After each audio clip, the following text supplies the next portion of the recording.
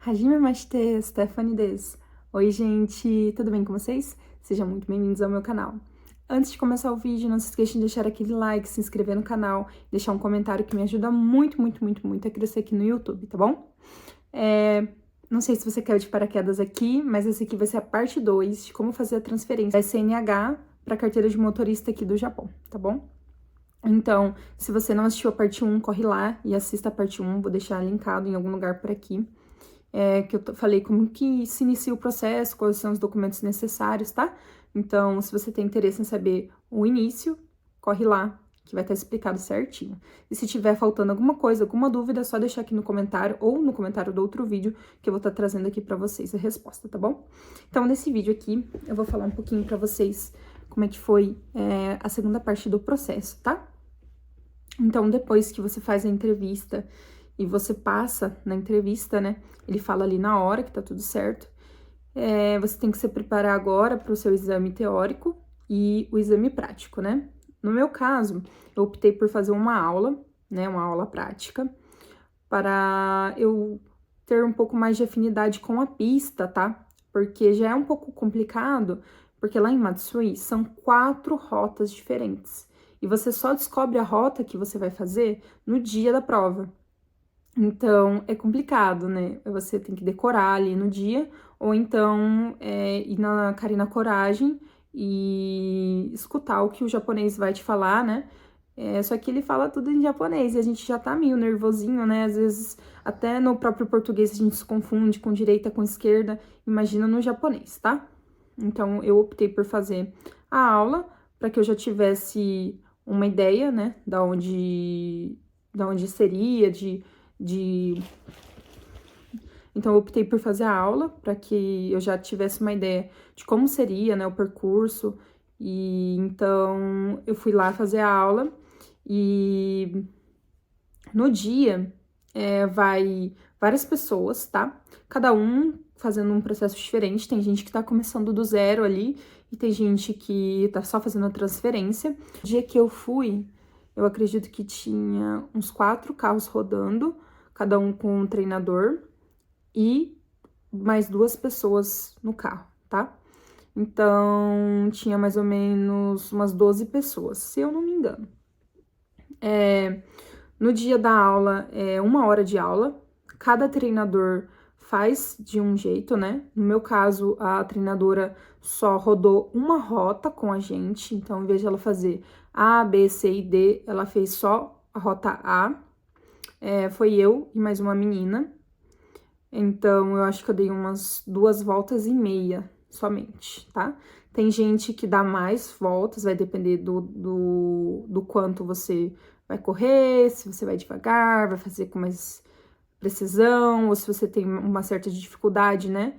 Então, cada um vai no seu próprio tempo. Então, eu só fiz essa aula mesmo, né? Fiz 2 voltas e meia, essa rota A. A única coisa que ela fez de diferente, a gente fez uma parte da rota D, porque era diferente a entrada, que eu vou mostrar pra vocês uma imagem aqui de como que é a rota, né? E na rota D é diferente, porque você entra no L e depois você entra no S. A maioria das rotas você entra no S e depois você vai pro L, sabe? Então, era diferente. Então, ela me mostrou só essa partezinha e foi isso, gente. Então, foi 1 hora de aula. Tem bastante detalhezinhos, tá? O japonês preza muito em questão do kakunin. O que é kakunin? Kakunin nada mais é do que fazer checagem das coisas, tá, gente? A gente usa kakunin aqui pra tudo. Na fábrica, então, o pessoal sempre bate no pé. Kakunin, tem que fazer kakunin, tem que fazer kakunin, tem que fazer kakunin. São muito criteriosos a respeito das checagens que são feitas, tá? Então, na hora de tirar carteira é igual. Você tem que prestar atenção nos pontos, na hora de entrar no carro, na hora de sair com o carro, fazer a checagem. Por exemplo, quando você sai do carro, quando você vai sair com o carro, né? Depois que você já colocou o cinto, ajustou o banco, ajustou o retrovisor, antes de você sair com o carro, você tem que olhar 5 pontos, é muito importante. Então, você vai olhar para trás, o ponto cego, o retrovisor da esquerda, o espelho, o retrovisor da direita e para trás. Por quê? Eles querem saber se você tá prestando atenção, se tá passando algum ciclista, se tá passando algum pedestre, se tem algum carro atrás, né? Ou então no ponto cego que você não tá enxergando, se tem algum pedestre, algum ciclista, algum motociclista. Então, eles são bem criteriosos em relação a isso, tá? Então, não pode esquecer que essa parte do cacunim é muito importante, tá? Então, na aula você vai aprender sobre isso, né? Em questão de fazer os cacunins, de não entrar na contramão, porque pra gente que é brasileiro é um pouco mais complicado, já que a mão do Brasil é o contrário daqui, né? A gente dirige do lado, o volante é do lado esquerdo, e sempre a nossa mão de preferência é do lado direito no Brasil, né? E aqui é o contrário, o volante é do lado direito e a mão de preferência sempre do lado esquerdo.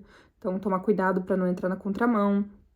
Aqui tem uns pares, né, que eles chamam de tomaré, e o tomaré também é importante, não pode passar direto, tem que realmente parar o carro completamente, ficar de 3 a 5 segundos parado ali, né, fazer o cacunim de esquerda para direita.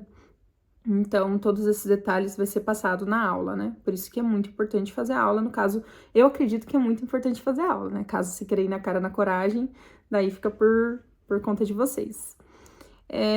Depois que você faz a aula, ele já marca o dia da sua... Na verdade, o meu ele já marcou o dia da prova antes de eu fazer a aula, tá? Mas foi uma semana depois. No caso, eu fiz a entrevista dia 17 de setembro. Fiz a entrevista dia 17 de setembro. E eu fiz a aula dia 5 de outubro e eu fiz a prova dia 11 de outubro, que no caso é hoje, tá, gente? Dia 11 de outubro. E eu passei de primeira! Uhul! Já tô dando spoiler, né? Do restante do vídeo. Enfim, voltando. Então, eu fiz a aula, já tava marcada a minha prova. Hoje, no caso, eu fui lá dia 11, né? Eu fui lá... Eu saí de casa 12h30, mais ou menos.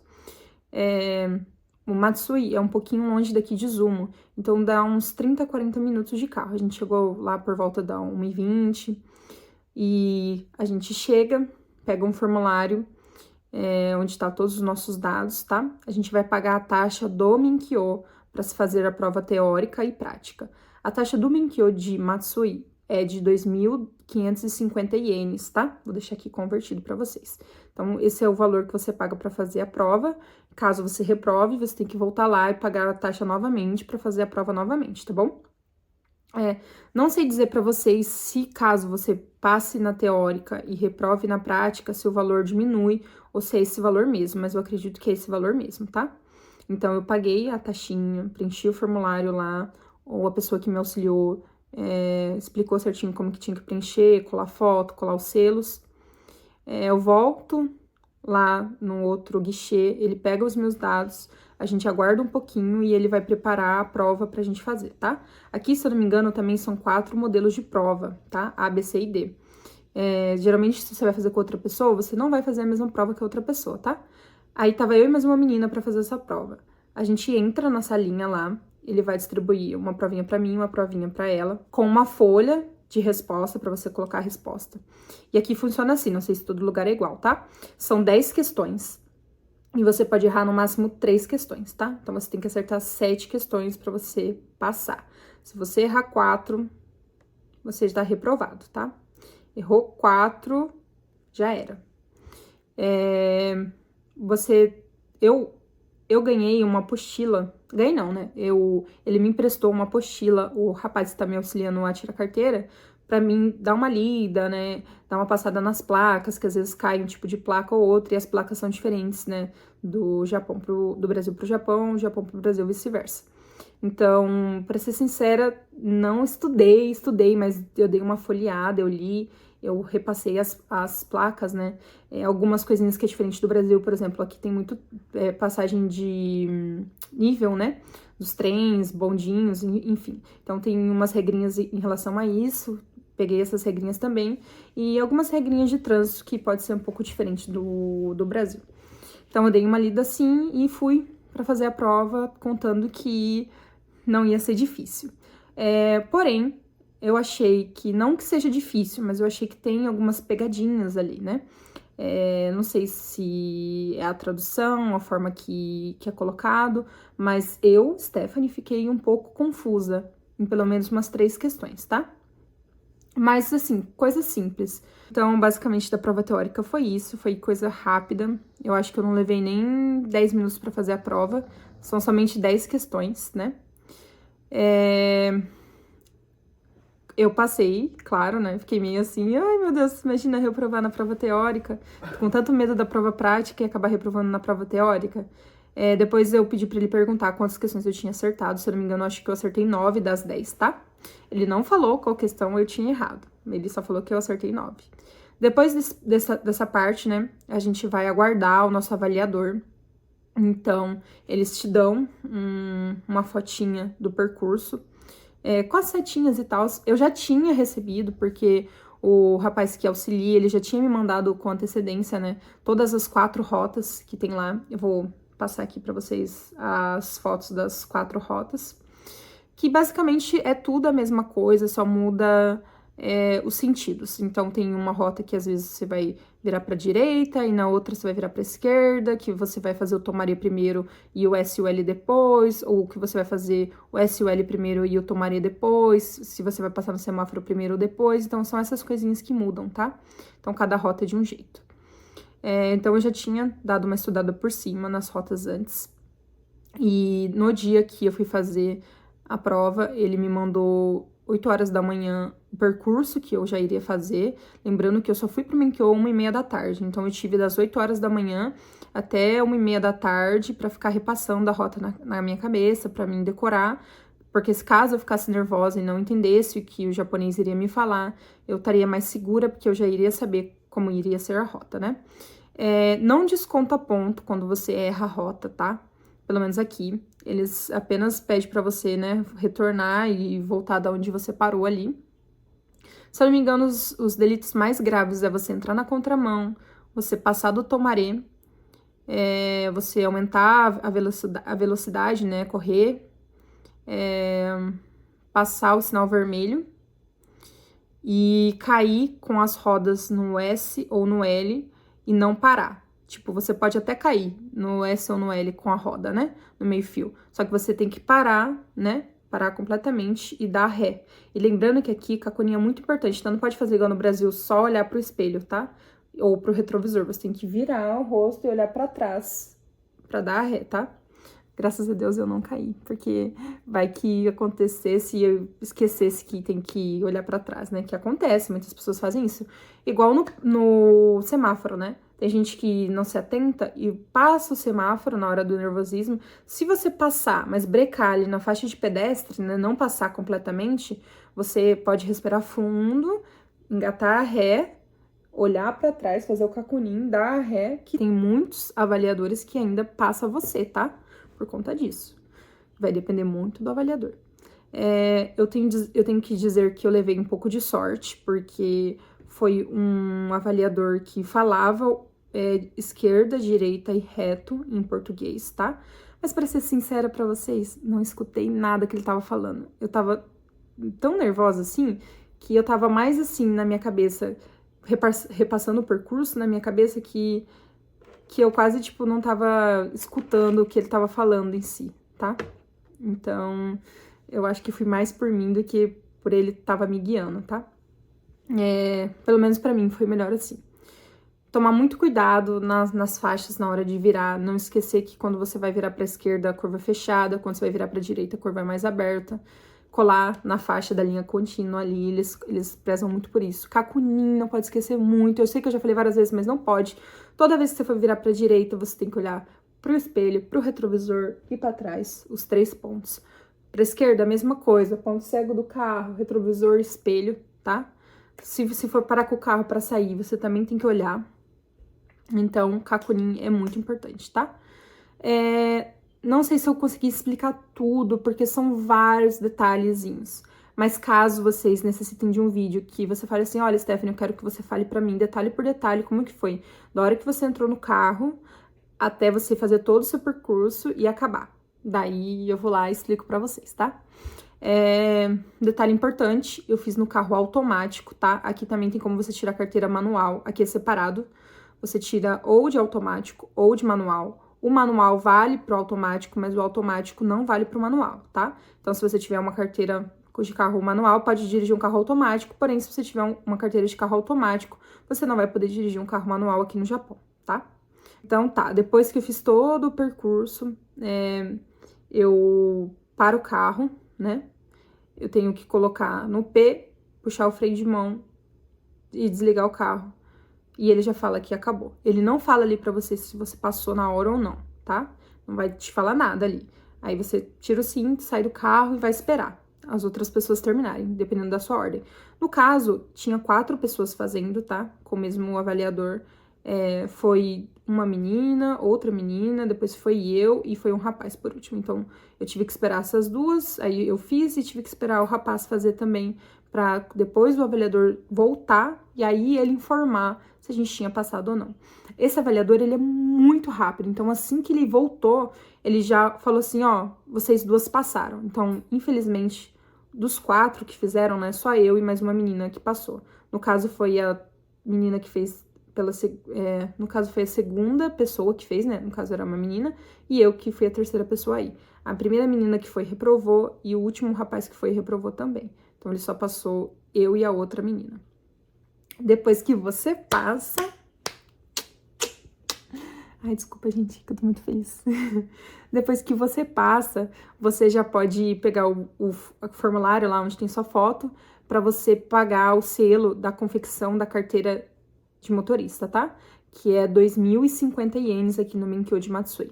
Então, na realidade, é muito barato as taxas ali do Menkyo. Eu achei muito barato.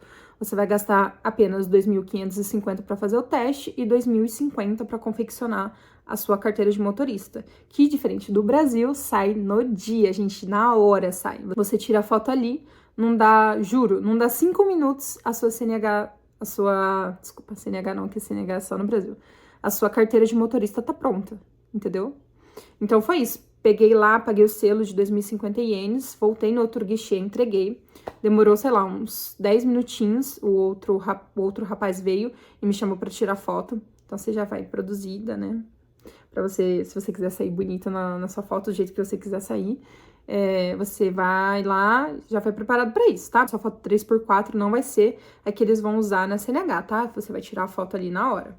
Aqui no Japão não tem essa de ter que ficar com o cabelo atrás da orelha, de tirar brinco, tirar colar. Você pode tirar ali com colar, com brinco, com o cabelo na frente, assim, maquiada, não tem problema, eles não brigam, tá? Eu não sei quais são as outras restrições, mas pelo menos nesse quesito não tem problema. Então, fui lá, tirei a minha fotinha, em questão de 5, 10 minutos depois, o rapaz já apareceu com a minha CNH pronta. Que coisinha mais bonitinha. Dá pra ver minha fotinha? Vou mostrar de perto pra vocês.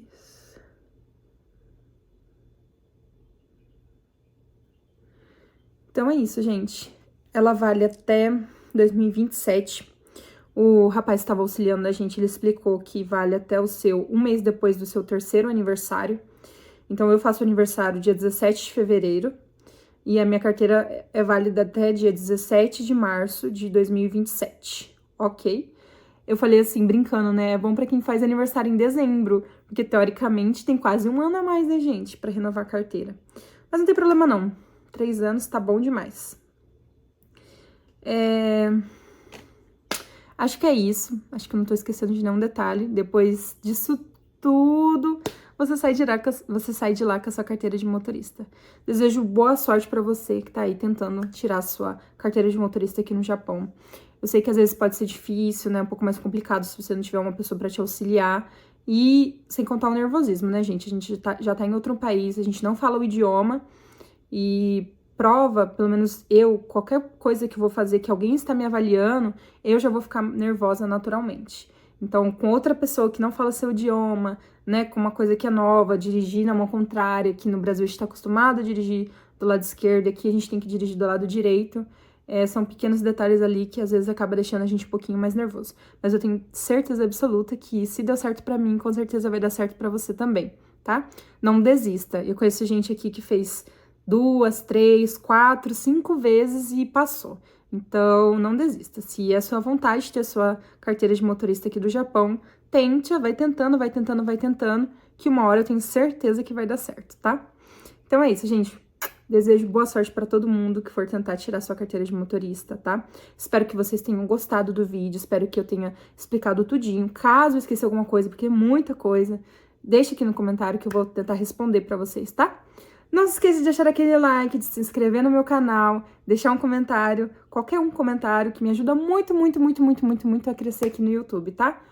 Um beijão, até o próximo vídeo.